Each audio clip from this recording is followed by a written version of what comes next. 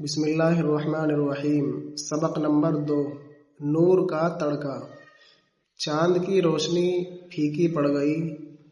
تارے بھی چھپ گئے، کوئی کوئی ٹمٹما رہا ہے، اجالا بڑھتا جاتا ہے، در، دیوار، مکان، درخت سب صاف نظر آنے لگے، ٹھنڈی ہوا سن سن چل رہی ہے، پنکھے سے جھل رہی ہے، باغوں اور کھیتوں میں بہار ہے، گھاس اور پتوں پر کیا موتی سے بکھرے پڑے ہیں، یہ شبنم کے قطرے ہیں، پھلواریاں مہک رہی ہیں، کچھ پھول کھل گئے، کچھ کلیاں چٹک رہی ہیں، بیل بوٹے سب تر و تازہ نظر آتے ہیں، چڑیوں کی چہکار سے ہوا گونج رہی ہے، آشیانوں سے نکل کر درختوں پر ہجوم کیا ہے، اپنی اپنی بولیاں بول رہی ہیں، کان پڑی آواز سنائی نہیں دیتی،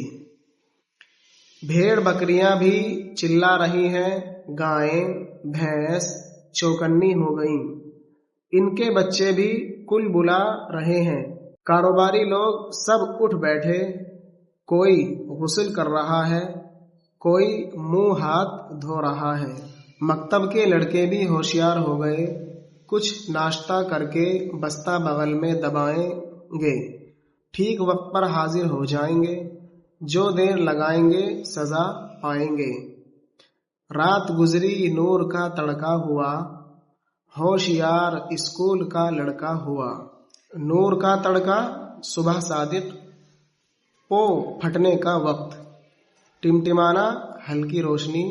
جھلنا پنکھے سے ہوا دینا، پھلواری پھولوں کا باغ، چٹکنا کھلنا، چہکار چڑیوں کے بولنے کی آواز، آشیانہ گھونسلہ، ہجوم کرنا جمع ہونا بھیڑ کرنا، کان پڑی آواز سنائی نہ دینا محاورہ، شور و غل کے باعث بات سمجھ میں نہ آنا،